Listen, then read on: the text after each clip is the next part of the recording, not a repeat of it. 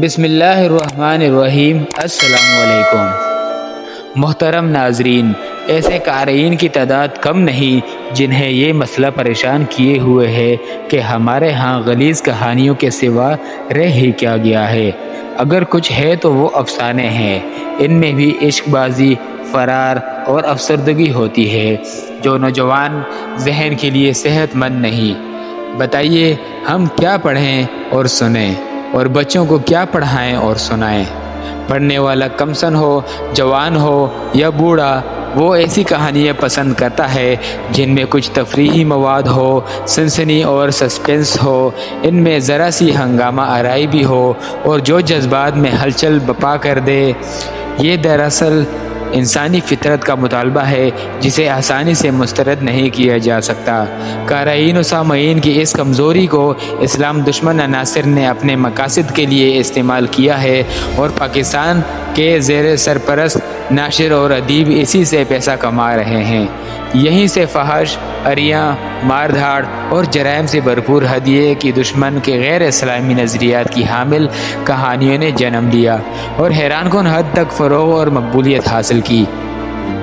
اس میں کسی شک کی گنجائش نہیں رہی کہ ہندو اور یہودی نے ہماری نوجوان نسل کی کردار کشی کے لیے ان اخلاق سوز کہانیوں کو ذریعہ بنایا ہے۔ لہٰذا ہم ایک عظیم اسلامی جرنیل کی کہانیاں پیش کر رہے ہیں، اور ان کہانیوں میں آپ کو وہ تمام لوازمات ملیں گی جو آپ کے اور نوجوان نسل کے مطالبے کی تسکین کریں گے، ساتھ ہی ساتھ اس قومی جذبے کو بھی زندہ و بیدار کریں گے جسے ہمارا دشمن پر لذت کی کہانیوں کے ذریعے ختم کرنے کی کوشش میں مصروف ہے۔ ان کہانیوں سے متعلق مختصر کچھ عرض کر دینا ضروری ہے۔ اسلام کے عظیم مجاہد اور عظمت اسلام کے پاسبان صلاح الدین ایوبی کے دور میں جتنی اسلام کش سازشیں ہوتی ہیں اتنی اور کسی دور میں نہیں ہوئی۔ صلیبیوں اور یہودیوں نے مسلمان امرا اور فوجی کمانڈروں کو ہاتھ میں لے کر صلاح الدین ایوبی اور نور الدین زنگی کے خلاف استعمال کرنے کے لیے جہاں بے دریغ دولت استعمال کی، وہاں اپنی جوان اور خوبصورت لڑکیوں کو خصوصی ٹریننگ دے کر مکمل بے حیائی سے استعمال کیا۔ انہوں نے دیکھ لیا تھا کہ صلاح الدین ایوبی کو میدان جنگ میں شکست دینا آسان نہیں۔ سلطان ایوبی کا طریقہ جنگ ایسا تھا کہ صلیبی جنگی طاقت کی افراد اور برتری کے باوجود شکست کھا جاتے تھے۔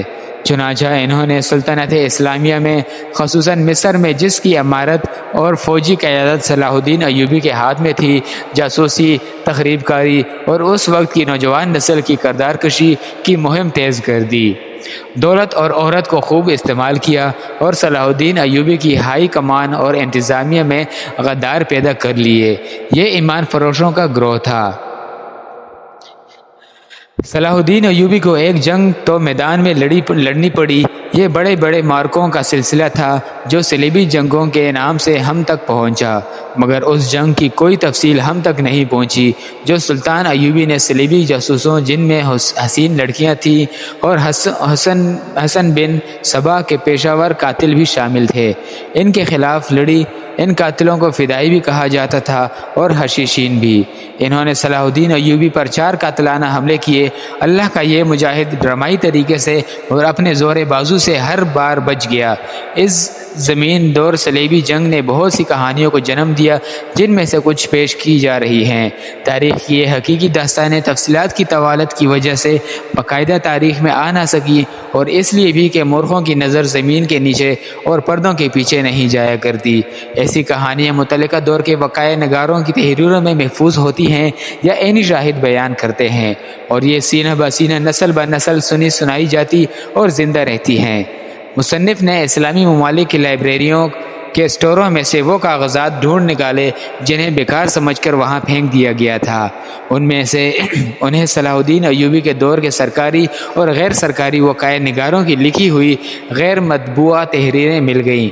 یہی تھی سلطان ایوبی کے دور کی اصل تاریخ، یہی ہوتی تھی وہ وارداتیں جو ماضی کی لغزشوں اور غداریوں کو بے نقاب کرتی اور اگلی نسلوں کے لیے باعث عبرت اور مشعل راہ بنتی ہیں۔ یہ کہانیاں مسلسل تاریخ نہیں، یہ مختلف اوقات کی تفصیلی اور ڈرامائی وارداتیں ہیں جن میں آپ کو صلاح الدین ایوبی کے اور صلیبیوں کے جاسوسوں، سراغ رسانوں، تخریب کاروں، گوریلوں اور کمانڈو عسکریوں کے سنسنی خیز، ولولہ انگیز اور ڈرامائی تصادم، زمین دوست تعاقب اور فرار ملیں گی۔ یہ دراصل عورت اور ایمان کی مارکہ آرائیہ ہے جو آپ کو چونکا دیں گی، اور آپ کے اندر اگر ایمان کا چراغ ٹمٹما رہا ہے تو وہ بھڑک اٹھے گا۔ اس دور کا دشمن آج بھی آپ کا دشمن ہے، اور وہ ابھی تک وہی پرلذت حربے استعمال کر رہا ہے۔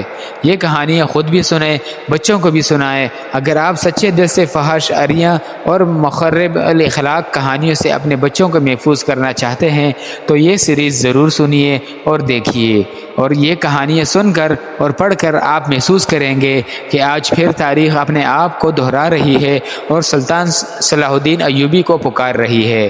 محترم ناظرین، پہلی قسط کا انتظار کیجیے، سیریز کے ساتھ جڑے رہیے، کمنٹ سیکشن میں اپنی رائے سے آگاہ ضرور کیجیے۔ اللہ آپ کا حامی و ناصر ہو۔ جزاک اللہ خیر، والسلام۔